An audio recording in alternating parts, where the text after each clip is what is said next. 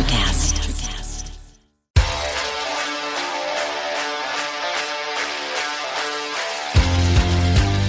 Party people in a place to be. This is 420, and some of you may be doing green. I don't do green, but today we're here to talk green. This is Missing the Point. I'm your guy, Rayshawn Buchanan, with my guys, Mike Marcangelo and DK Sizzle. Fellas, how we doing tonight? Great. Doing. Maybe you or maybe another time. Yeah, maybe. I don't know. You know, I'm not feeling the love right now, but no, it's all good. No, I'm resisting. Yeah, I'm resisting. I'm here, right? Well, one thing we should be loving is that the Celtics, you know, your Boston Celtics, our Boston Celtics are up 2-0 against the Atlanta Hawks. So, you know, Mike, I will start with you. So, like I just mentioned, the Celtics are up 2-0. You know, they've basically done what they wanted to do. So just what have you seen so far? What have you seen, but just who do you believe gets the most credit for what they've done so far against the Hawks? Fucking Atlanta Hawks. Sorry to jump on you, but they get the most credit. Yeah. I mean, you stole it. I mean, that's the right thing to say, right? I mean, couldn't resist. Aside from the Hawks just giving us these last two games, I think it has to be Derek White. It really has to be, because he has just fucking balled out these last two games. I think he's making a play to be the starting point guard over Marcus moving forward. But for me, as a person that's talked about this over and over again with the two of you and others on the show, the thing that has always frustrated me with this team when they are down is that they rely primarily on their perimeter and their three-point shots. They never push it to the paint. They ranked 22nd in the league this year, averaging, I think, like 46 points a game in the paint. They're averaging 60 points a game in the paint these two games. So, like, they're just going at it. And then, I mean, you know, you can see it on the court. They're still shooting 40% from three. So they're playing completely. I mean, just a complete offensive basketball game. But if the answer isn't Derek White or the Hawks, I don't know who it is. I'll give a little credit to Rob Williams. I agree with you. For my rank one of who is most responsible for the shellacking we gave the Atlanta Hawks over the last two games is the Atlanta Hawks. I really do feel like the Celtics came in like, you know, I think this team does a lot of work on their mentality. I really do. I think that like it's the stuff that comes out of the camp, the stuff that comes out of the locker room is honed in a little bit better than it has been for the last couple of years. And I do think the message is gotten unified. And I think that is a representation of the fact. I don't think they're a very great PR team, to be honest with you. I think they do fuck stuff up in that regard sometimes. But when they're all singing from the same hymn sheet and when they're all sort of beating the same drum, I think it does show in how they interact with the media, because they've never been great at that, to be honest. Like, especially during the Kyrie era. You guys lived through all this. You know what I'm talking about. But when the messages coming out of the locker room are like, we're pissed off, we're hungry, we're coming into the playoffs like ready to fucking go. We remember what happened in the finals. We know what happened. Like we're not going to be a team that like is happy to get there and then go away. Like all this messaging. And I think they came in and they were like, man, the Atlanta Hawks fucking suck. Like they were like, they really thought it might almost be detrimental that we're not getting a challenge. Like that we're not getting pushed. Like Miami probably would have pushed us like they always do. Like, even though I know they're not as good and we're better, but like they would have pushed us. And I think that it's like the Celtics showed up looking for a fight and the Hawks just didn't show up at all. And I think like I want to call my broker and be like, hey, just making sure I don't have any Trey Young stock anywhere. Because what I've seen from him and what I've seen from like just even I understand the periphery like around him isn't like amazing, but I was just talking to Ray before we started recording about the athletic poll, the anonymous players athletic poll. I don't know if you saw that, Mike, but it was like Trey Young got voted most overrated in the league, and it's like, oh shit, maybe he is. You know, maybe he is. I mean, I think there was a lot of I'm not saying that that's definitive, but there was a lot of like regular season. If you're watching him on NBA League Pass buzz, and it's like, okay, well now we're seeing him in a playoff situation. Seems to have some pieces around him. They're not supposed to win, but they're not even fucking trying to win. I know we've had 2 games at home, which is helpful, but I don't know, man. The Atlanta Hawks are a real letdown. They're a real fucking letdown. Far cry from the '08 Hawks team that pushed us to 7 games. You know, I had that narrative building in my head where I'm like, yeah, you remember '08? Hawks first round. Like they pushed us out. Young Al Horford. Let's see what this team has. Like Trey Young's about it. Like we have enough guards to throw it and what's good. It's like, no, we can just go to the basket every single time we want. You say push the paint. We don't have to push. It's right there. Like they leave giant lanes open. They're not playing defense. So thanks, I guess. Thanks, Hawks. Yeah, I mean, no, that's valid. I think even with, obviously you said Derek White, you said Rob Williams.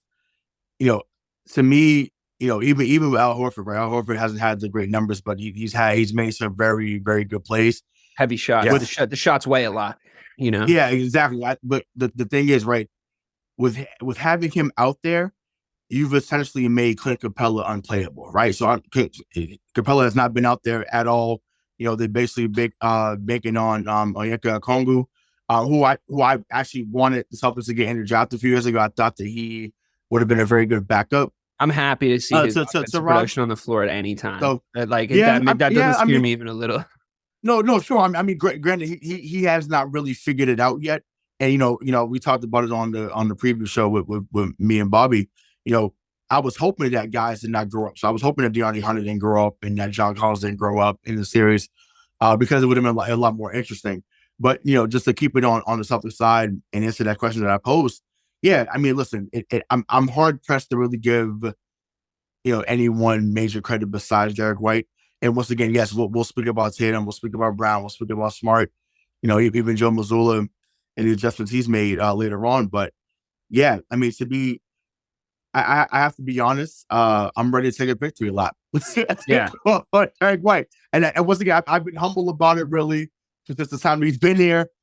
But I said it right away. I was like, watched it. I don't know if you expected him to be this good. I don't think expected. I mean, obviously not 25 a night, but once again, he was getting 15 a night anyways. And once again, he's not our best player. He's our most consistent player, and he played all 82 games. He guards usually the best guard, on most nights. He led all guards in blocks. So he just brings it. And once again, for us growing up in this era, we know what San Antonio is about.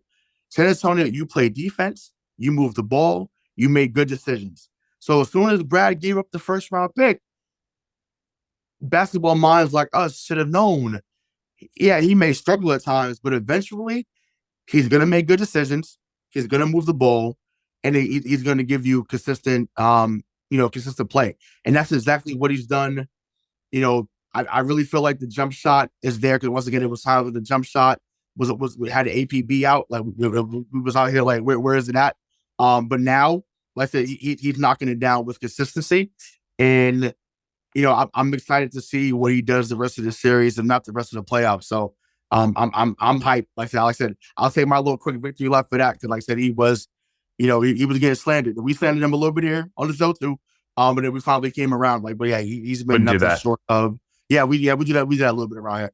But he's been nothing short of. He's playing with a ton of confidence right now, I think. Yeah, for sure. And I think that like coming in, it's a lesson for all of us in the basketball sphere, and especially in this very reactionary day and age, in the Twitter age. You react to things as you see them, like minute by minute. But if you really think about it in context, like drop it into a team with championship aspirations as late as he did last season, it was going to be difficult for him to make the adjustment, and I think he adjusted about as well as you can expect last season.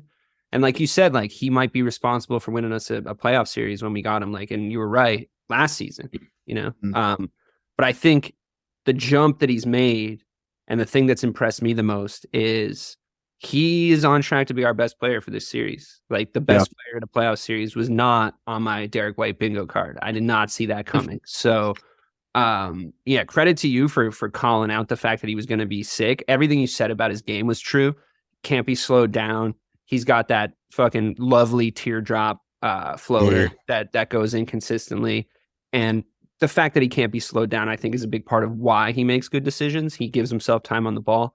I love him and Malcolm Brogdon on the floor together. Like the way they complement each other, I almost feel bad for Marcus Smart when I'm watching those two play together, because I'm like, oh man, like they really are like on the same wavelength. Like they really complement each other. And when that rotation's out there, especially with Rob, Jason and Jalen, it's like, oh my God, there's so much intelligence and athleticism on the floor for us right now. Like, it's just fucking, it boggles the mind. And like, it's beautiful. But the fact of the matter is, like, we know this from watching this team win a championship. You can't win a championship unless guys on the periphery take a leap. Derek White, Robert Williams are doing that right now. I'm still worried about Rob's health consistency, obviously, but we've talked that to death. The fact that we're able to stomp the Atlanta Hawks like this and give him limited minutes is a positive, because he's going to need to be playing 35 minutes by the time we play Milwaukee or Philadelphia. But yeah, no, D White, I mean, I do think that he's just like, his confidence is a huge part of it. And I love his game. I really just love his game. I love watching him play. He's a strangely traditional point guard in a lot of ways. But he has these other elements to his game, like you're talking about his jump shot, like the floater, like his passing, which I think is getting better week on week.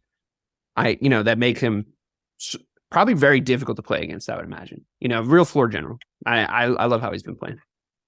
His blocking though has been something in this series that I just didn't know it. He's playing bigger and longer than he appears, and he's all over the fucking floor.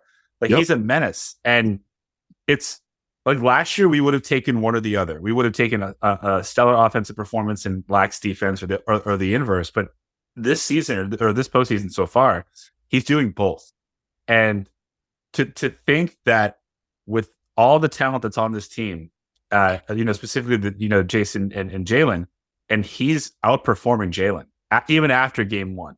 I mean, I think he's just outperforming in my mind because of the expectations that I had. I did, to your point, I did not see an averaging 25 or 24, 4 and 6 through 2 games. It's also like a stat line when you watch him, you're like, I need to check the box score because it feels like 50. Like it feels like he's dropped 50 already. You're like, he's only dropped 24. I feel like he's scoring on every fucking possession or doing something. Right. Like he's involved in every single play when he's on the floor, and his minutes are comparable to Smart's now at this point. And it's like the third guard essentially in minutes is Brogdon. And to me, it's like, I hate to say it, I love Marcus Smart, but Marcus Smart he's been doing a really good job on Trey Young, and like when he gets switched on him, and like, but like Tatum can also seem to be able to pick him up pretty easily. And so can Brown. So it's like, like maybe we just see Brogdon like get a few more minutes here and there. Although again, Brogdon, a knock on wood, he's also been injury prone his career. He's been good this year for us, there by the grace of fucking God, our almighty. But it's limiting his minutes somewhat would also be an upside maybe for the next series. Right. No, it's amazing what happens. And I've made this point before, but it is relevant to this conversation. He never played here, but Vince Carter, when he got traded to New Jersey, he had knee issues in Toronto. He had a back. I mean, basically, he was damn playing operation in Toronto. It was out of control. He gets to New Jersey, and all of a sudden, he's dunking on Alonzo Mourning. He's dunking on Dikembe Mutombo. And you're like, all of a sudden your knees and your back is okay. You're hitting 30-footers from the parking lot. Like, what happened? So I just think when you are in a position to be successful and you know that you're going to have a chance to be a contender, all of a sudden you get healthy. And a quick aside, congrats to Malcolm Brogdon on the 6th Man of the Year award. He just did that that was a fucking lock from the time that we were arguing about what his rotation was going to be. I was literally like, if they fucking making the 6th man in this, well, I also didn't realize how good Derek White was going to get, to be honest with you. I thought what was going to end up happening was and I wasn't that far off, was running like a 2-guard system, interchangeable. But I thought Brogdon was going to be the guy that White is right now, to be honest. Yeah. But I'll take the embarrassment of riches. He has been at times, like, I mean, we've seen it. Like, he had games when he scored 25. He had a couple games when he scored 30. But I just feel like we borderline cheated winning the 6th Man of the Year. It's borderline cheating to do that. Sure. But I mean, I think that it all started in the offseason. I think that and I'm sure he had other aspirations. But once again, this is not his first year in the league, and he wasn't going to come in, I think, whining how we've seen Pritchard whine. Excuse me, that's because they're in different stages of their career. So he's like, look, I'm going into year 8, year 9 of my career. I'm looking to win now. Not in a few years, I'm looking to win now. So I think for that moment when he sat down with Mike Zarin and sat down with Brad and Wick, and he said, look, although you can do X, Y, and Z, in order for us to be the best version of ourselves, we need you to be this. And I think about, a team that won it before all of us were born on the show, bringing Bill Walton for the 86 Celtics, right? He was a star in San Diego. Well, what we now know as LA Clippers. He was a star and a champion at UCLA and in Portland. And he comes here, had some injuries. How Malcolm Brogdon had injuries. Comes in seamlessly. Great passer, decent scorer off the bench, and that team went 67-15. Obviously, this team didn't win 60 games, but he's had a similar impact to what we saw. At least from the tape. I like we were there, but saw the tape that he had there. So I like that. I'm excited for him. I'm happy that he won it. He deserved it. He earned it. Those were calling for Manuel Quickley and some other guys.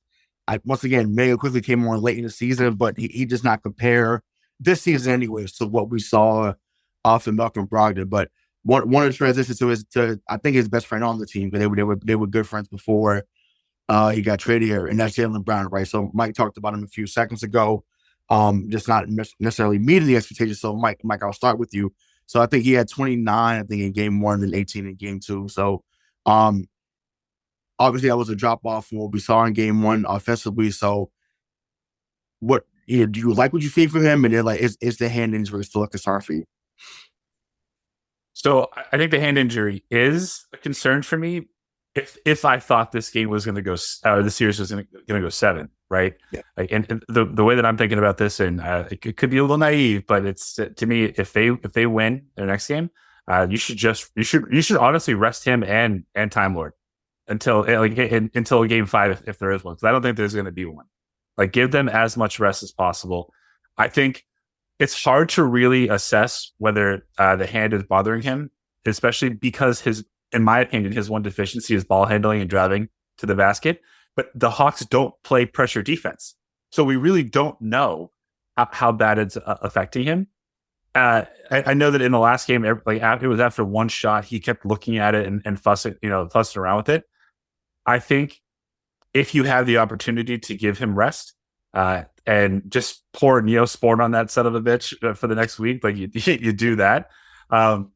But just, my eyes based on what I've seen, I don't know if it's really plaguing him because he has not been challenged that much. Yeah, I mean, I guess for me, it's like it's a tough beat when you get a fucking hand injury. You know what I mean? When you play basketball, it's like that's just a fucking tough beat, but like it is what it is, man. Like you either play through it or don't.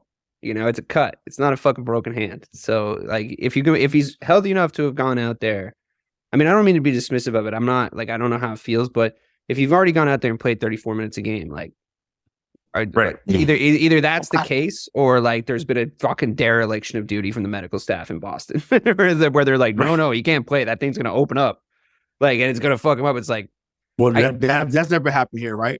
Medical staff hasn't ruined things before here, right? I mean, maybe, no. maybe that is the case, but like, I would hope they would learn from those mistakes. I just think it's like, for me, it's like, you're going to tell Jaylen Brown he has to sit out of a playoff game when he's saying he can play. I don't know that. I don't know. I wouldn't want to have that conversation with him, to be honest. Like, I think he wants to get some points back, and you want to keep him warm, especially if we're probably going to 4-0 these fucking losers. And he's going to get a rest, right? Like, you don't want him to get cold. You don't want the rotations to get weird without him in there. It's like, you'll get plenty of time. Yeah. And Time Lord's a different case because he has these muscle injuries and that's a different thing. Yeah. Right. Yeah. We'll get to that shortly. But I think so. I understand Mike's premise about getting rest. The only reason why I disagree is like what you just said, DK. Like I'm not playing around with any team, so I don't care if we're miles back. Of course, we're a million times better than the team. That's not. Yeah, but we gotta go 4-0. We gotta go. You gotta have your horses out there. Like I'm not playing around with them. Like I still think it does go 5. Like I said on the show, like I think that Trey. Actually, I think about the 2010 series against the Miami Heat. We win the first 3. Paul Pierce is the game winner. I think Jaylen Brown is the game winner tomorrow night as we record this on Thursday. I'm I don't think And there's then going to be a game winner. I think we're going to win by like fucking 25. yeah. So Sure, like, but when you say, I was gonna say, when you say but that, you I mean do- in the but second see, quarter. But that's the thing, though. I do think, and this is just me being me, but I feel like, there's always bullshit in game 3. Always. Like, I regardless of where, I mean, granted, we may still win the game, or we still win the game, in my opinion, but I just think that it's not going to be what we're saying. We saw a little bit more fight. And I think, DK, you alluded to that, I think, in our group chat about how they showed a little bit more fight, but obviously it just wasn't. I think it was a still fake wasn't rally. nothing. I think it was a fucking So, fake rally to like show that Yeah. they were trying to do some shit. Like, I think that there was a time right around the second quarter when they couldn't pull away early. I think their plan was to try to pull away early and like just maintain a lead and just try to like maintain a cushion. And it's a Right. good away strategy when you're in a hostile environment in a playoff game. But I think that there was a time right around the second quarter where I was like, they're ready to take this back to Atlanta. Like, they're ready to just take this back to Atlanta and try to salvage some shows, like save some face at home. But I genuinely think there's a foot on the neck attitude in the Celtics. Yeah. I think that they're like, we're really not fucking around this playoffs. Like, we're not doing it. So, and Yeah, I agree with you. and we saw it last year, right? And once again, they went up, obviously, and it's funny, it's damn near, well, I mean, game 1 Tatum hit the game winner last year, but it's almost following the same script. You win game 1, they're up big in game 2. You find a way to come back. Brooklyn was up 17 last year to come back and win. Atlanta was up, I think, 11 or 12 at some point. You come back and win this game in game 2. So yeah, I mean, but that brings me back to my point about Atlanta not showing up and that being a little disappointing, because doing that to Brooklyn was way fucking cooler. Because like Kevin Durant. Oh yeah, I mean, because of who was on the floor for sure. But yeah, I just think that was a lot more personal, obviously, and people were a lot more shook of that series. But that like momentum sort of slingshotted us through the playoffs. Then yes, like for everyone to be like, holy shit, they just came out and 4-0 Kevin Durant. Like, fuck, what? Like, Jason Tatum played him to the fucking bone. Like, that was fucking sick. Like, but this, it's like, all right. So we're walking through, and I mentioned this to Bobby last basketball show I did with him. It's like, this seems a little bit more like business. You know what I mean? Like, we're out here to just fucking handle some business. It's like, it's not either. We're not.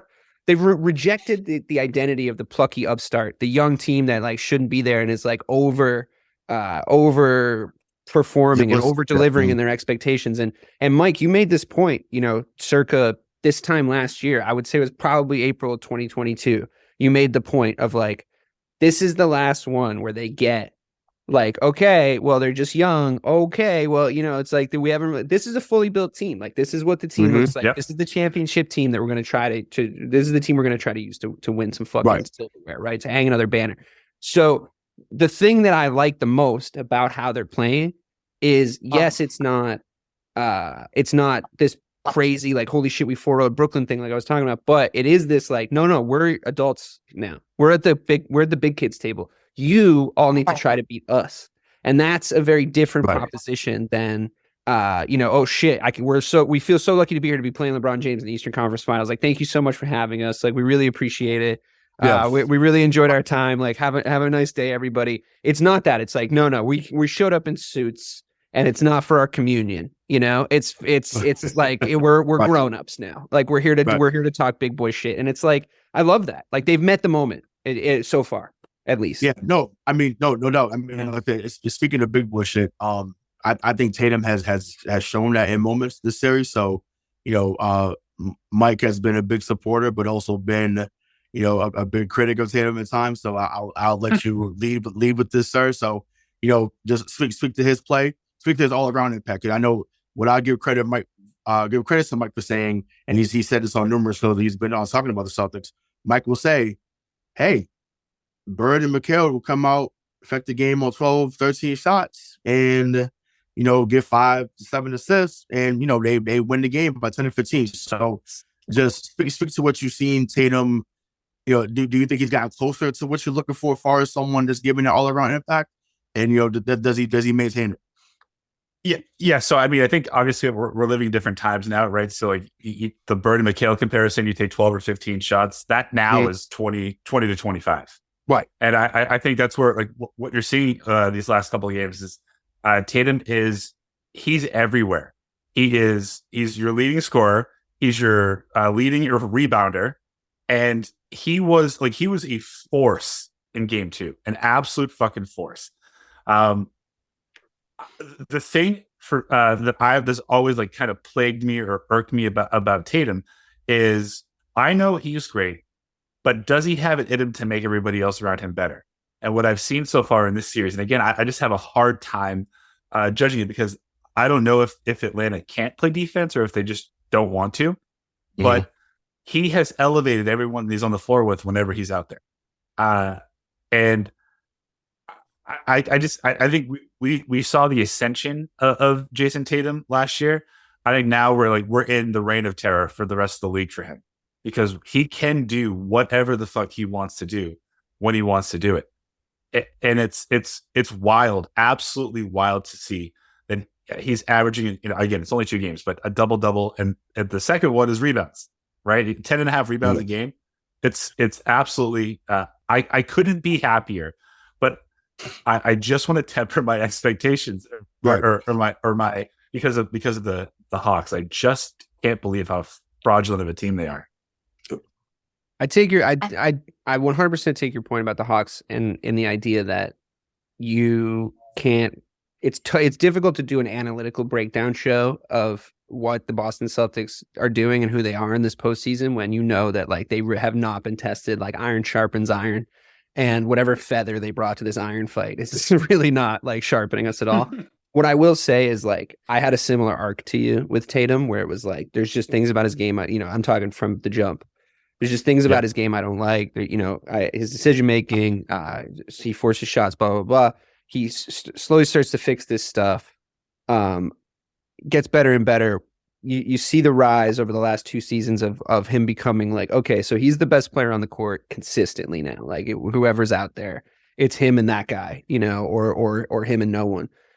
Yes, the Hawks like have nobody that can guard Jason Tatum. I mean, that was the case coming into this series, unfortunately for them. But there used to be a thing in the knowledge of that arc existing. There used to be a thing I had with Tatum, and I think it still exists to a certain extent, but it's changed. Where I would be like, I know when you're going to shoot. I always know when you're going to shoot. So does the defender, and it would always bug the shit out of me because he does telegraph his shot, and like he has very specific tendencies when you just know he's going to pull up from 3 with a guy in his face. Like you just know he's going to do it. But now, and again, especially against the Hawks, to temper it with that, Mike, and I understand where that desire comes from to do that. But now it's, I know when you're going to shoot, so does the defender, but it doesn't matter because it's going to go in. So it's like, okay, like, I guess I stand corrected. I was talking about normal basketball players. Apparently you are a fucking alien. That can, it doesn't matter because like you're longer, like your legs are longer. So when you take a step back, you're going farther away. And it seems like he creates 20 fucking feet of distance now with this like step back 3. But a guy will come up and try to get in his face. And it's like, nah, can only see over you right now. Even though like you play good defense, he can only see over you. And it's like, his arms are just longer and he's just so good. And like, that's exactly what I used to love and still do love about Kevin Durant. Like you can play exact defense on Kevin Durant. You can do everything right. You can be in exactly the right place and he's still going to bury you. And like, that's what I've always loved about KD, and like true basketball fans know what I'm talking about when they recognize that in somebody. And I'm starting to see it with Jason Tatum. And I mean, we've started to see it since, last playoffs, but my only hope is that he can, he doesn't fall off a cliff conditioning wise because he's had to do too much, but we've talked enough on the show about the supporting cast around him that should take some load off his general, I guess, his wear and tear performances, right? Like, it's like, yes, I want Jason Tatum to be able to go out there and shoot as many fucking threes as he wants and do this and do that. And I don't want him carrying water at this point. I don't want him working too hard on the different sides of the ball. He should be playing defense in big moments, of course. And if it depends on who he's matched up with, of course, as well. But if you just want to send Jason Tatum out to just do offense in the first round of the playoffs against the Atlanta Hawks, that is absolutely fine with me. Like completely fine. Like you're Jason Tatum. You can do whatever you want at this point, in my eyes. No, I mean, I totally get it. I think the reason why I asked this is because you said the word business approach, right? To me, he's not playing with his food. In the words of Mark Jones, he's not playing with his food. I agree. It looks easy to him. It really does. Yeah, it looks real easy to him, and I'm okay with that. Like, so I'm good with him. I'm good with it looking disrespectful to the opponent. Once again, DeAndre Hunter is not a scrub defensively. Once again, when you play at UVA, because Malcolm Brogdon played at UVA as well, Sam Hauser did as well. I mean, Hauser's not the defender; those guys are, but you should be able to defend at a high level, which is why DeAndre Hunter got into the league. There's levels to this, though. There's levels. Yeah, to this. no, facts. I'm saying that's just what is happened, and he's getting exposed. Siddiq Bey, who's a hell of a defender, I said, no guys are getting exposed. So I love the fact that he's just saying it doesn't matter who's out there. I don't care if it's DeAndre Hunter. I don't care if it's I don't know. I mean, like I said, if it's PJ Tucker in the next round, or maybe like just whoever. PJ Tucker. If they put fucking PJ Tucker on Jason Tatum in Philadelphia, I would. That is like that it would be equivalent to me winning the fucking lottery. I'd be like, "Are you gonna put PJ Tucker out there on him?" Like, because like a couple of years ago he had some like crafty plays, even though he was like a little older. It's like he'll bury that guy. I'm with you. I just know that's probably in one case because he's a competitor. Means PJ Tucker, he's gonna want to draw that assignment. Once again, he will be he will get cooked like a cheesesteak, and we'll figure it out in the next round. But it's the one thing that stuck out to me in game 2, that pass, it was late in the game, but the pass he threw to Horford in the corner, which was that's one of the best passes I've seen him to make his whole career. Well, the fact that he could see it, I mean, that they showed they showed an angle from right behind, like right behind him because they were like. The Hawks are basically like, I guess we should double team him. I don't like what they just had no fucking plan. And by the way, I like their coach. I think he's kind of funny on the sideline interviews, and I think Snyder, and I think like I kind of like his whole vibe. He's like kind of cool.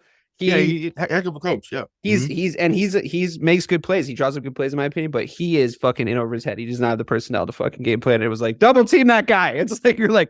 It's like when you're playing a high school game and there's no scouting, and it's like, oh shit, fucking somebody get on number 0. Well, put 2 guys on him, right? But like the fact that he could see that pass, he was on a fucking island. But the fact that he could see it and he went around the second, not the first guy that was already there, right? He went around the second guy who was pulling to him, so he had to time it so that he was going to go around his back because he was like waiting for the momentum, and it went right across to Allen. It was one of those things where it's like, dude, there's so much fucking sauce on this pass. You have to bury this shot. There's so much sauce on this pass. Like, whatever you do, just let it out of your hands. It's going in. Right. Like, the sauce is already on it. You don't need to add any more. You showed up to the sushi place. They already put the wasabi on when they're cooking it. Don't make that little gruel of like soy sauce and shit. Just eat the sushi as is. It's good. Just shoot it. It was fucking so good. It was such a great moment. What a dagger. That I think that perfectly, like, that eloquently summarizes my feelings on him, right? It's because we always knew he had the elite talent. Now he's showing the elite intelligence. And it's that pass. 3 years ago, he doesn't make it. No. He shoots. He shoots. Even if he sees it, he doesn't make it. Yeah, right? 100%. Yeah, I mean, truth be told, even at times last year, I'm not sure he makes that pass at times last year, honestly. But I just think that's been the beauty of seeing him and Jaylen Brown grow. Like, they literally make improvements every year in most facets of their game. So once again, they continue to improve, consistently. But their efforts have not gone unnoticed.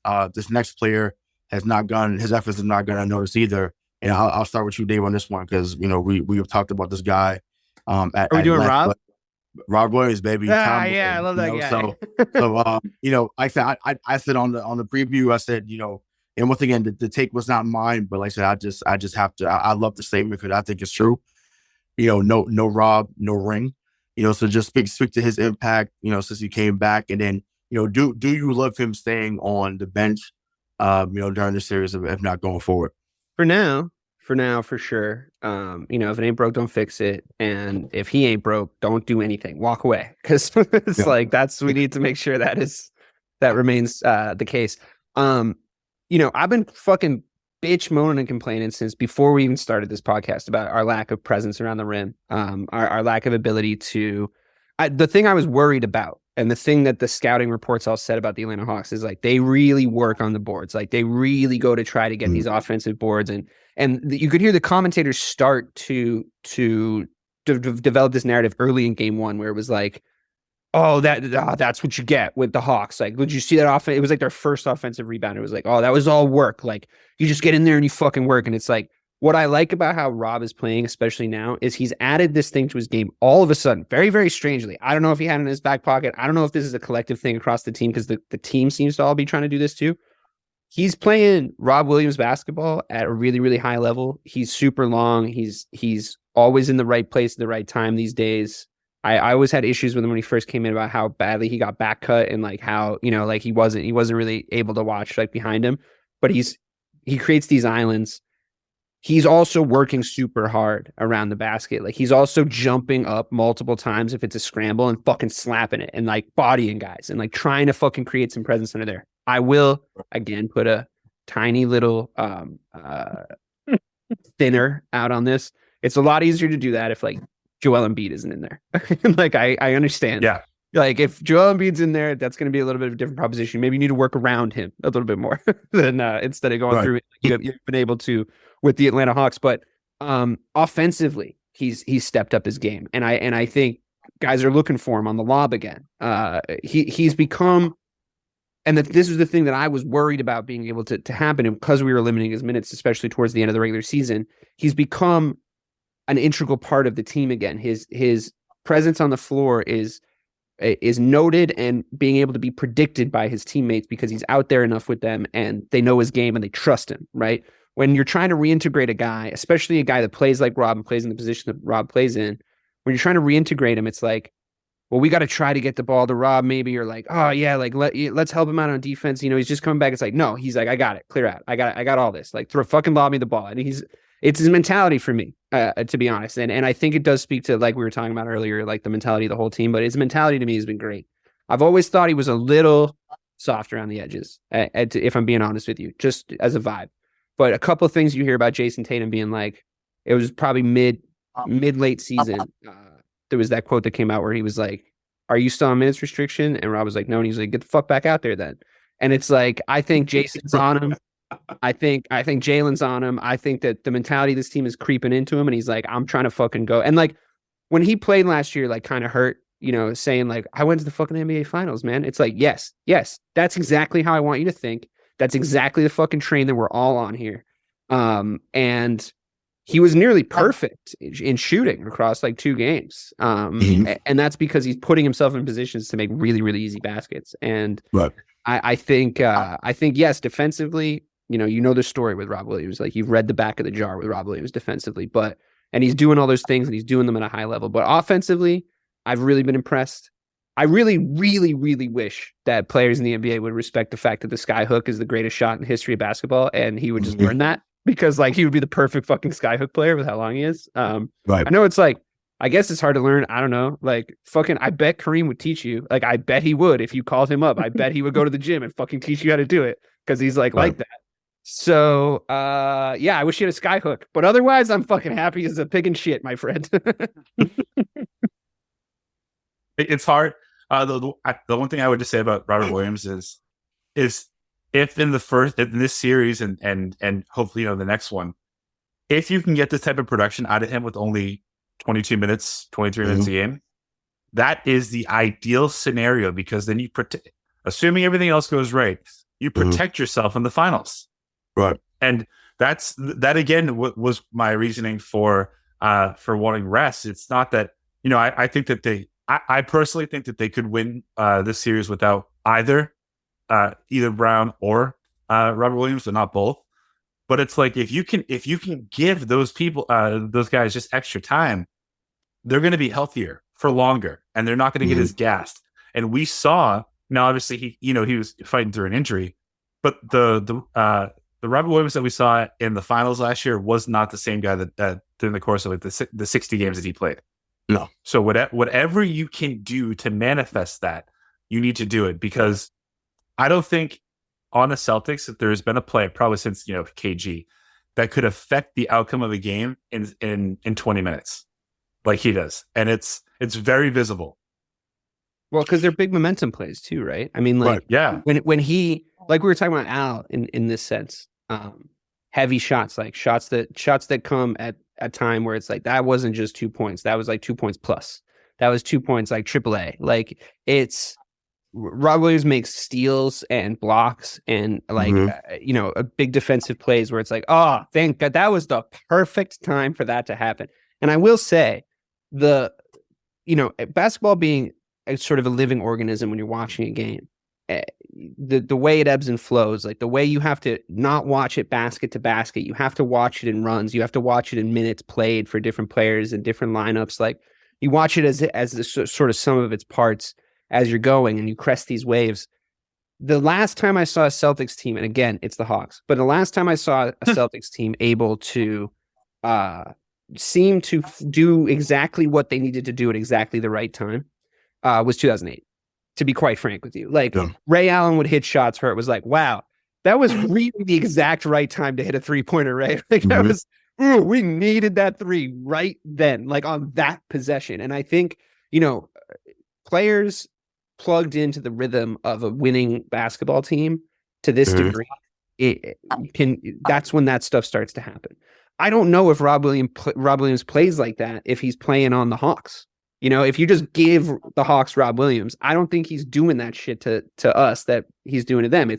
It's the sum of the parts. It's a piece of a greater whole. And like the fact that everybody's playing at a high level, you guys know what it was like when the best kid on the fucking court was like on your team, and it was like, fuck yeah, this is gonna be so much easier. Like it's your game elevates. Your game elevates when everyone around you is good. And I think they're all just making each other better, to be honest. And to Mike's point about the minute restriction, I hadn't thought about that, to be honest. I was thinking to myself, well, he's gonna have to play fucking 30 minutes when we play Philadelphia. He's just gonna have to fucking play 30 minutes, fucking figure it out. I hope his fucking knee doesn't go out. Like, come on. But that's not a bad point. It's like if you have a great cannon, you should shoot it. But if it breaks easy, just wait until you really need it. It's not a bad point. And Al Horford looks fucking 28. So like we're good. It's cool. Yeah. I mean, we know that Al takes care of his body. Like that's been, and once again, I want to say once again, thank you to the Oklahoma City Thunder. We thank keeping him on ice for a year like that. Basically, because you basically added another year to his career because of that. So at this level. At this level. So Sam Presti, we thank you. The rest of the organization, we thank you as well, because I said you guys have helped us out in a major way. But no, as far as Rob Williams, I want to see him on the bench still, even against Philly or whoever else they face. I just like that dynamic. I think just having a double big lineup kind of limits them, I feel like, sometimes offensively. And once again, Rob's going to come in and make an impact right away. So that's not a problem. We know that's going to happen. His recovery time is unreal, especially when he's out on the perimeter. Like the play that sticks out in my mind, it was either this season or last season. I think it was this season. They were in San Antonio. I don't know who he was guarding, but he leans back. So, because he sees that the guy's about to shoot. He leans forward as soon as he leans back and just puts his hand up. And the person the guard that was shooting it, his fingertips still touch the ball, pass up, get a layup in the and one. And I'm just like, there's not too many guys in the league in any position that can do that. So he is elite at what he does in that regard. And I just hope that once again, like I said, he stays healthy. We're knocking on wood. But yeah, keep the minutes to a minimum. And once again, I think that his impact is undeniable. And like I said, if he's right, then this team is going to be right. And that's it. The most beautiful part about Robert Williams' game, right, is that the possibility of him making a block affects other people on the floor.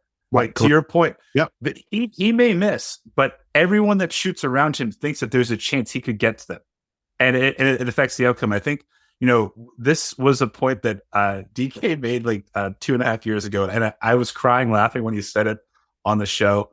It was he always got beaten by the up fake. Always. Like Every DK was fucking like single keep the time. feet on the fucking court. Every single Stop fucking doing time. that. Like we need to talk about the fact that he has gotten exponentially better. Yeah. In, I mean, he in the got last back 2.5 cut. years He of got that. back cut back then all the time too. Like you could really just run behind him, and it was like he didn't have any peripheral vision or something. I don't fucking know. But yeah, I mean, his decision making has gotten so much better. Everybody's decision making has gotten better. Marcus Smart's decision making has gotten better. I mean, I guess I'd be a little bit worried about like what he's still playing 32 minutes a game, Marcus, right? Like we're not worried about him getting.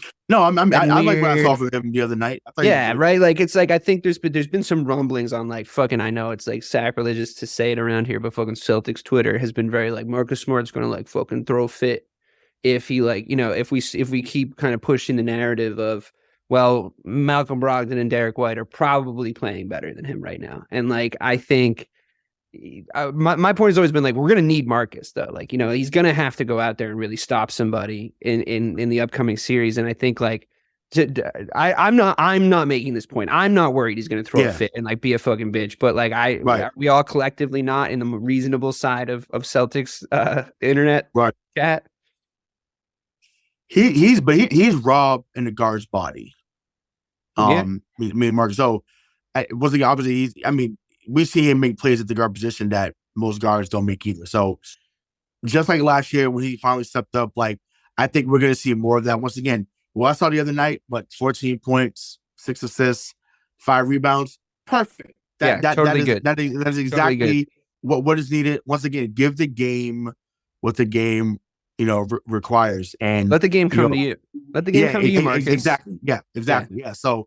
And once again, so speaking of that, like I said, I'll transition to our coach, and there has not been a bigger critic of him than me, and like I said, I'm still I still have reservations about what can happen, but Michael, I'll start with you, man. Just what have you seen Joe Mazzulla do thus far? Because once again, I was like personally, I was worried about how he would look in this series coaching wise, but just what have you seen of him on the sideline?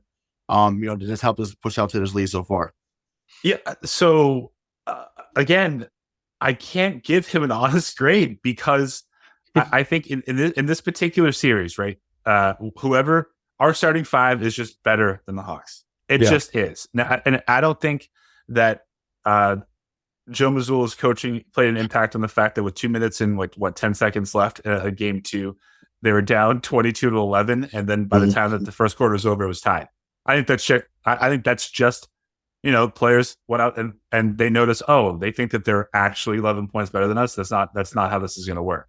Right. My worry with Mazzulla is in a situation where he was playing against a team that is more equally matched to his, with a coach that may have more experience, that he doesn't know when to stop a run.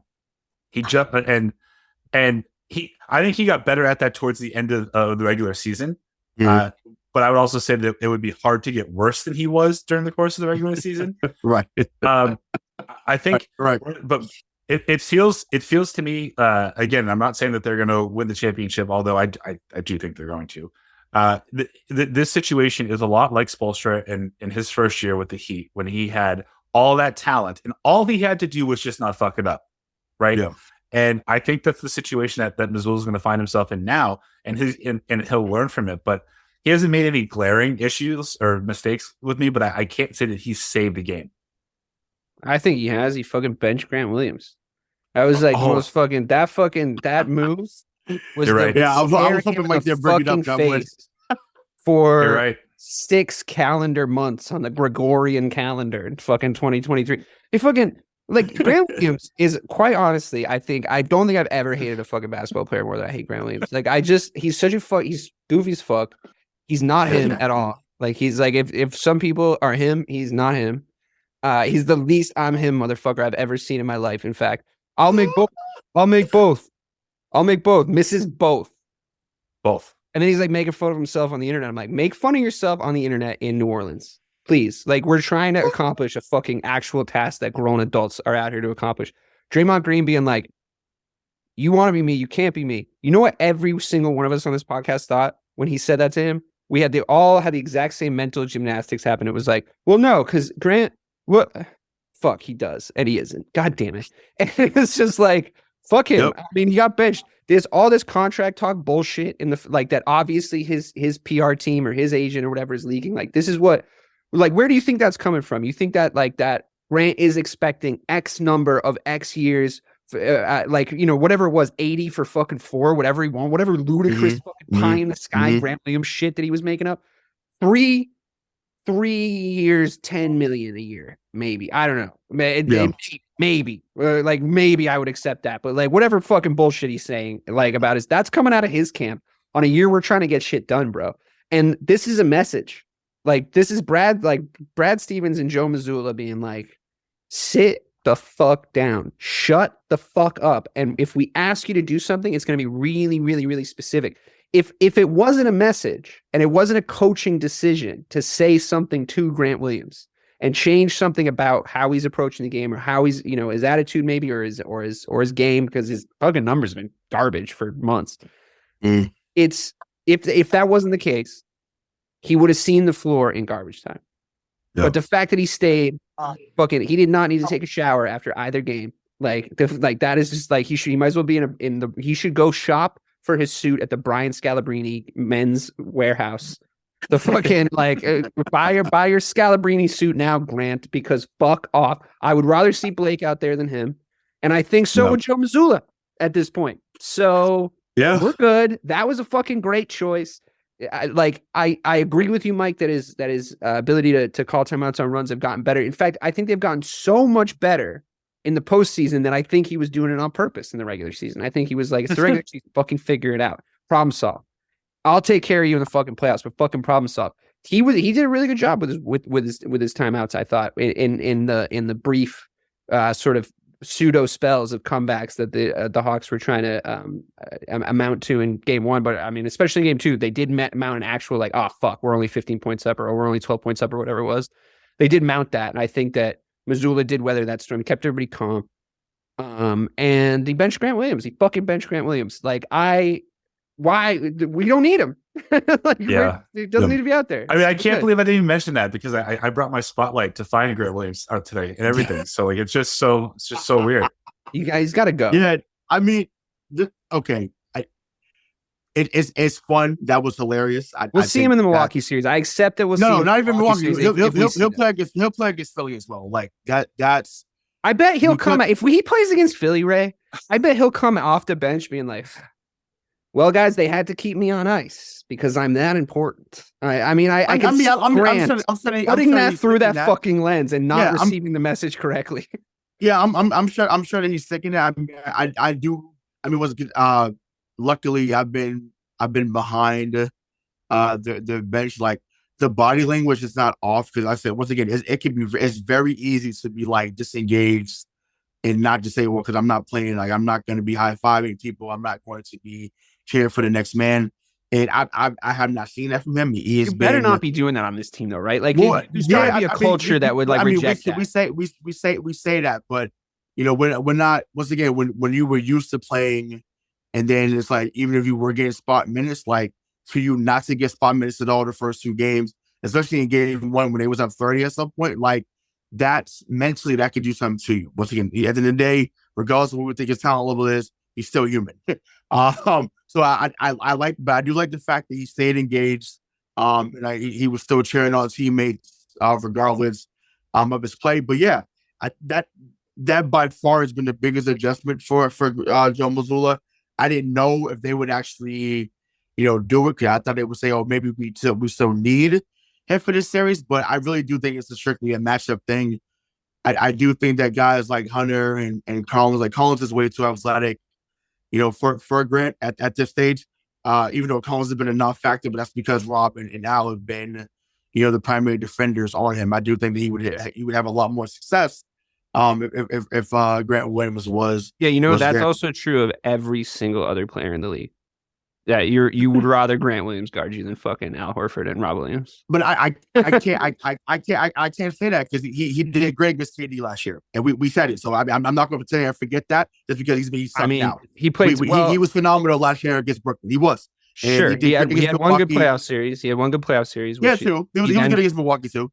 But it's just like He was now okay he's against Milwaukee. I think that what you're doing is you're giving him credit for being the second body on a defensive strategy that's been put together. And the first body against KD was Jason Tatum. So when you have Jason Tatum playing elite high-level defense, the likes of which we've never seen from him up until that series against KD, that to me was a one-on-one matchup that Grant held his water for at times. But if you really think that like Kevin Durant and like you say he's good against Milwaukee, it's like I don't really see what people are saying because he kind of doesn't let Giannis back him down sometimes, but like Giannis still gets whatever the fuck he wants against Grant. So I'm not really sure. Well, I mean, I guess no. I mean that's fair. I think with most people, I mean, well, what I would say to that is one. I think that's a valid point. I do think people. I mean, I mean, I'll always remember Game 7. He scored 28 in Game 7.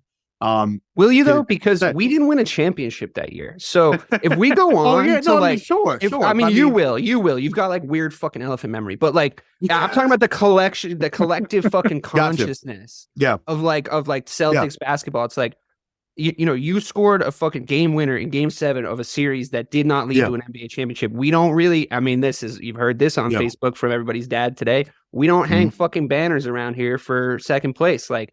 If we go on to win multiple championships with this core, nobody's going, you remember that Grant Williams Game 7 winner? It's just nobody's going to give a shit. So it's like, to me, it's like you stepped up in a situation that didn't matter. And I'm relieved that, I mean, it mattered at the time. I get it. But I'm relieved that we're not relying on Grant Williams to do that stuff anymore. If that makes sense. Oh, I mean, that's totally valid. I just wasn't just for those that are listening, like we're gonna bring more content. Are we biased towards one the Celtics always dominate? Of course. But we're always gonna be here to give the whole context. So that's what I was trying to I appreciate it. I genuinely do. And obviously I'm a fucking hater. Totally right though. I mean, obviously I'm a fucking hater. Like obviously I very clearly hate Grant Williams. Like it's not. I think that the thing about too. Yeah. The nice thing about hating Grant Williams, though, is you can be both blind by bias and have a number of factual, statistical, reality things to back up what you're saying. So when those two things meet, it's really like, beautiful, chef's kiss. Anyway, it's all good. I'm sure he's a fucking nice guy, bro. It's just like you're watching Celtics. He has cool. I would trade him for Leon Poe or fucking Leon Poe now. Like now, like I don't know what he's doing, but if he can get off his couch and come to fucking Boston and like he's probably I don't know.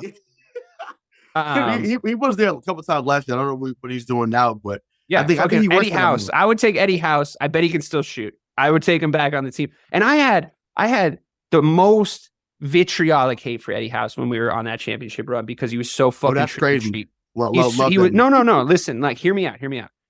I was watching. I was very emotionally invested, obviously, in that championship run, as we always are. Mm-hmm. Eddie House was so fucking trick or treat sometimes, and he would always fucking pull up when he was hot or when he was cold. So I waxed and waned with Eddie House, where I'd be like, he's the greatest fucking player of his generation. That was the best shot that I've ever seen. And then I would go, why is he on the team? I would, what is happening right now? Like, why is he shooting not Real? It would drive me fucking. But to your point, but because they won. You remember the shot that he took the lead in Game 4 against LA. Right. That's what I'm saying. You remember when he smacked skipped to my Lewis, smacked him on the head, but he was like, "Hey, that's what happens when you get in the ass whooped." Yeah. That was my guy. So I love Skip to my Lou too. I was a big M1 basketball fan, but phenomenal. Like that's a formative time in my life. So I remember it very clearly, but I think, to your point, it's like if Grant Williams is taking big shots in Game 7 against big teams in deep playoff runs, we're in fucking trouble. Like we should have known that last year. To be quite honest with you, we should have fucking known that. Yep. Like you can't rely on Grant Williams to be your third or fourth best player. I'd be fine if he was our seventh best player. I'd be cool with that. On a day where like there's a couple injuries, but like otherwise, we could just be last when we make on him that we can move on. But I think with him, like you said, I think both just said some of the best player. I don't disagree there. I think with him, it's just a matter of just staying in the moment and not allowing, like I said, just not allowing the moment to be too big, right? So when he plays well, it's like, look, it's you're making the hockey assists. He's moving his feet well on defense. We've seen tape of him doing decent things to make him, uh, to make him a decent contributor to the team. So it's like, yo, do that stuff over and over again. We're not looking for 20 a night. We're not looking for 30 a night. But can you give us 5 to 10 and play decent defense? That's all we're looking for at this moment. Yeah. Just do that. And once again, we've seen it be done. So it's repeating that over and over again, and not thinking like, oh, because I'm looking to get this summer, or oh, I didn't play the last game, so I got to do X, Y, Z. It's like, no, it's not about you, man. It's not about you. It's like that's what it is. Yeah. So it's exactly. It's like the opposite of the advice you give your kid on the first day of school. You say to your kid, go in there. You just go in there. You relax and you be yourself. You say the opposite to Grant Williams. Don't be yourself. Fake it. Be someone else. Be anyone else. Don't bring your personality to this basketball game. Just think about someone that does this and pretend you're them. So that would be my advice to Grant Williams, to be honest.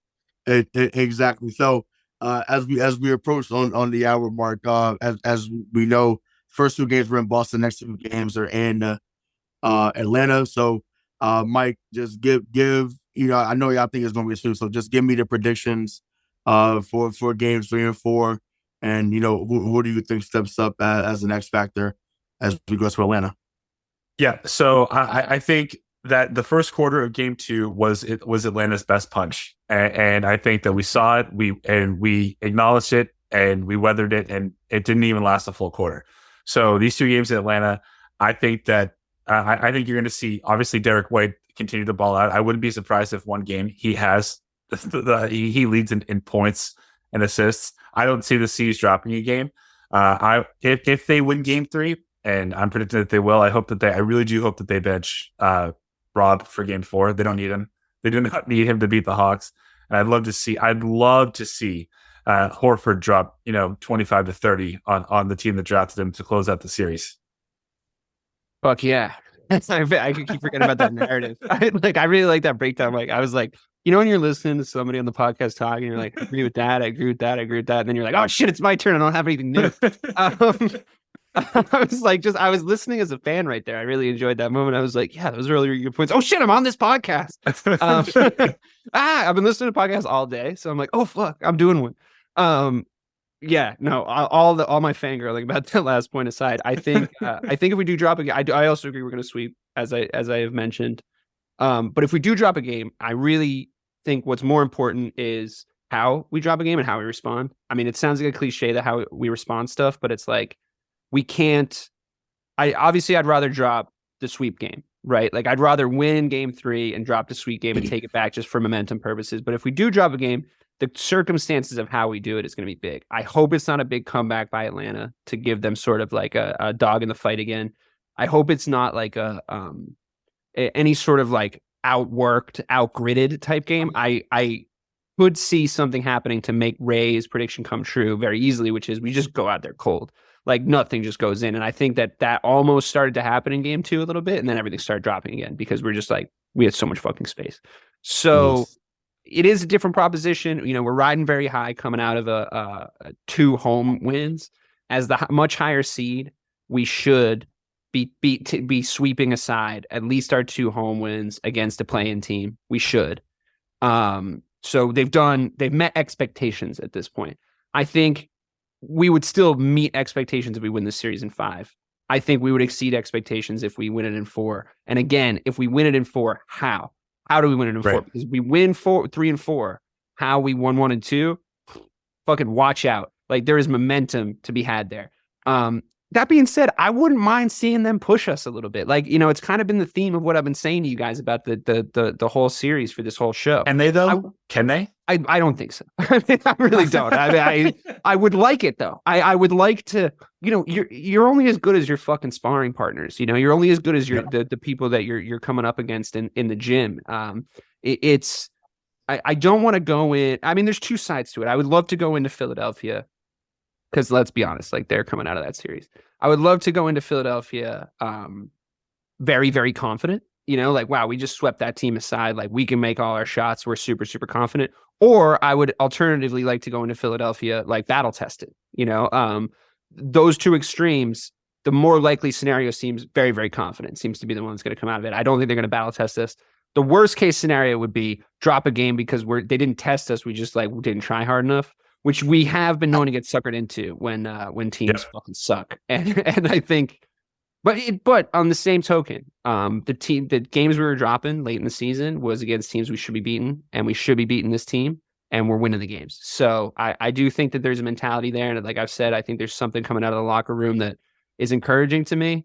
I don't feel bad for the Atlanta Hawks either, to be honest with you. I don't feel bad for anybody coming into this season. Like, it's like no new friends. Like, everybody that's on the bus is like on the bus, and like nobody else gets in. And like last season, it was like, oh shit, KD, yeah, he's a baller though. Like da da da. Like, oh shit, like yeah, this is. It's like, no, fuck that. We go out and we execute everybody. Everybody's going to a fucking funeral. I don't give a shit. I think that's how they think. I fucking love that it's going to be the Sixers next round. I love like a round two against the Sixers, because it's like, you're not going anywhere again because of us. Oh my God. Let me rest my balls on your head again, Joel Embiid. Like, I love that. I love that because, like, come on. I mean, I know that they beat us JB-less. I will also say they beat us Jaylen Brownless at the end of the regular season. But like, come on. Right. She calls me daddy too. It's Philadelphia. Like, we all know who the man of the house is. That I can't wait. Yeah, well, I'm here to tell you that it's not always sunny in Philadelphia, but worked on that show. Yeah. Oh, yeah, nice. Needless to say, I still stick with the prediction about going 5, and just because I just think they just have a moment where they don't bring the intensity. Yeah, that's the smart money bet, to be honest with you. Yeah, that's probably what Vegas is saying. So. Yeah, no, exactly. So I think, like I said, I do think they win game 3 on Friday. If Bobby was here, he'd be like, 3. We're gonna win in 3. Right? Like, yeah. Dave and Mike are saying 4. Like, how do I be more optimistic than I'm gonna try to do my best Bobby impression. We're gonna fucking smoke him, bro. You know, and that's we're gonna fucking smoke him. You know, championship DNA. You know, but no. So love you, man. But no, I think that yeah, I think they win Friday night, which is game 3. I think that, once again, I just still stand by them having a crazy game 4, you know, just that kind of like that last stand, so to speak. And they, you know, I think what we've seen, you know, Quinn Snyder and Utah, you know, they were always light years ahead of people defensively. And that was because of Gobert and, you know, young Donovan Mitchell, Ingles, and Royce O'Neal. You know, this team is a little different than what he had in Utah, obviously, because there was times where most times they were top 4, top 5 seed. I think they'll be much better next year because he'll have more of what he wants in that team, and you know there'll be some better defensive principles. So thankfully that's not the case now, because you know he's still new to the party down there in Atlanta. But needless to say, I think that, you know, game 4, you know, they find a way to win, and then, like I said on the preview, you know, we blow them out the building in game 5 on Tuesday night. I respect the hell out of your opinion and out of your basketball IQ. Yep. But what have you seen out of the Atlanta Hawks that make you believe that they are a last stand type of team? So, not much, if I'm being honest, right? Not much. Right. But because, once again, it's just Trey Young it's been a theme. It's been the theme of this season. Like, whenever we think shit's going to go smooth, it don't. And I just, to me, until I see that with my own eyes, I have a very much like, if it ain't rough, it ain't right type of mentality. That it's almost like that's what they're playing by, meaning the Celtics. So, I do, like, to me, I mean, I don't know. Once again, I like how Dejounte Murray's played in the series. I thought he's been their best player. I think, to me, he needs a little bit more. To me, role players always play better at home, right? So I expect Sadiq Bey, who's usually been a Celtics killer, I expect him to have a better game 3 or game 4. I expect Bogdanovich to be, you know, better at home as well. So role players play better at home. Not to say there's going to be an automatic win, but that's when the weird stuff starts to happen.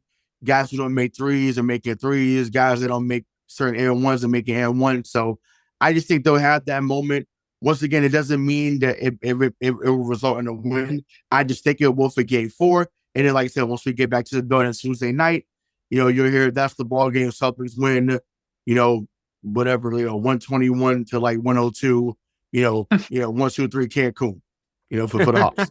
I think I agree with you that it's a pretty well known truism in basketball that role players play better at home, but I feel like it was so fucking easy for them in the first 2 games. Like, this is just a hunch. I'm not basing it on anything. It's just my instincts, but it was so easy for them in the first 2 games. I just think that Jason and Jalen were trying to facilitate for other guys a little bit more, and they were trying to they were just taking what was given to them.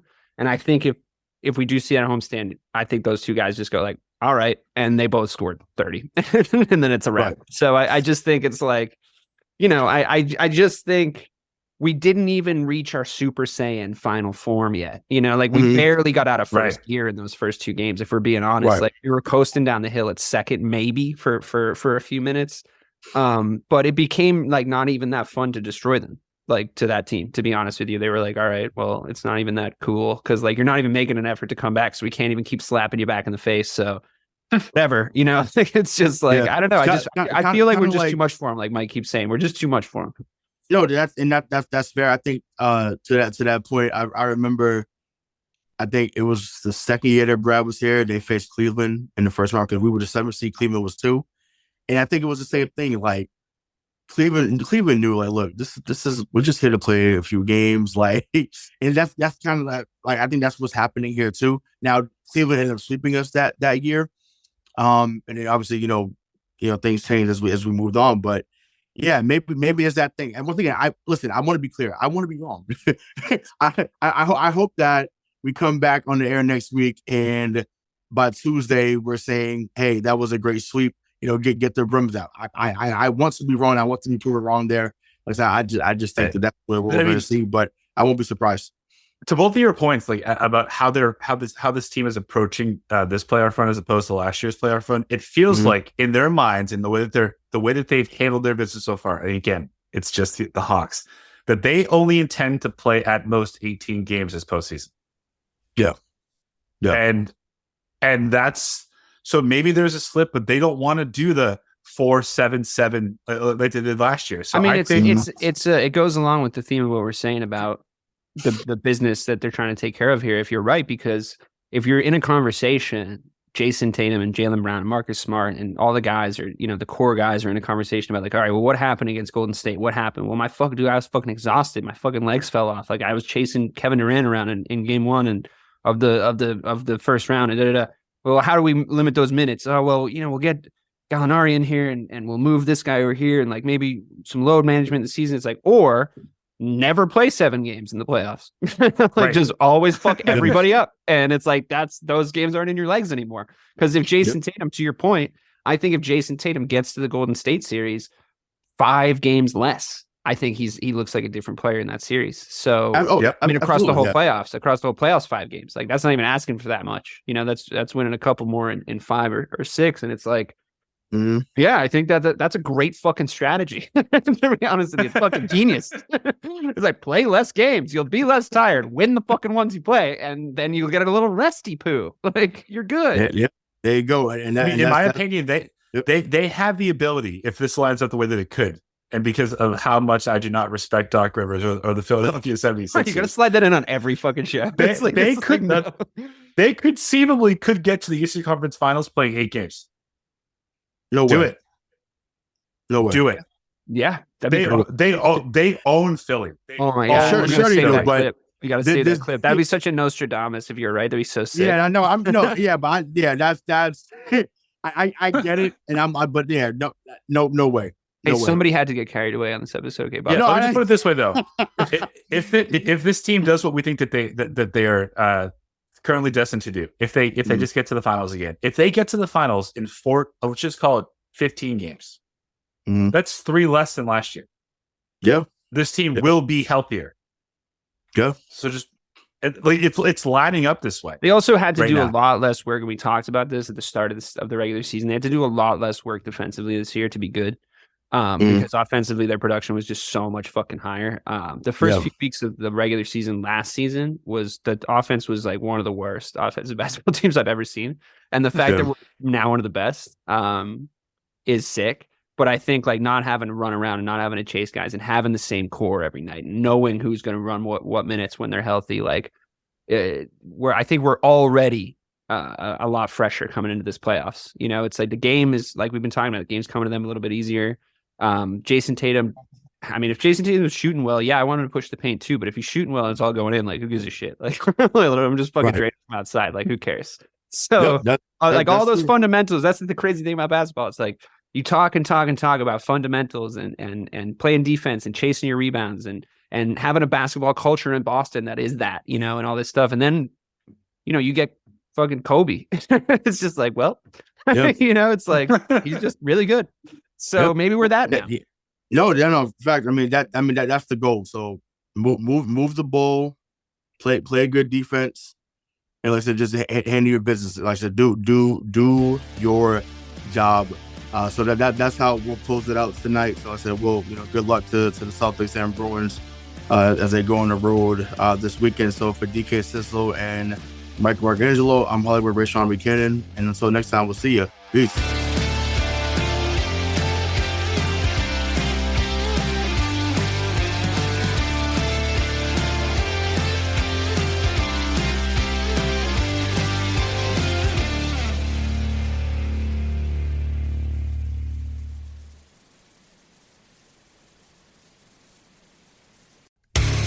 Hey there, I'm DC. I host the rock podcast, Back to the Arena, The Interviews. It's about a 30-minute podcast where I talk one-on-one with a band who has released new music. You can find us on all the best podcast sites like Spotify, Apple, Google, iHeartRadio, and more.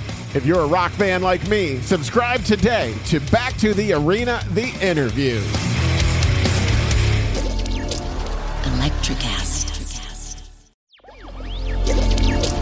Electricast. Welcome to Tuning Into Sound Wellbeing, where we harmonise your mind, body and soul. I'm Amanda, your sound therapy expert. And I'm Stephen, the curious explorer uncovering the mysteries of sound. Together we explore vibrations, frequencies and the power of sound therapy and tuning forks. Discover ancient wisdom, reduce stress and tune into a healthier life. Subscribe to Tuning Into Sound Wellbeing today. Electricast.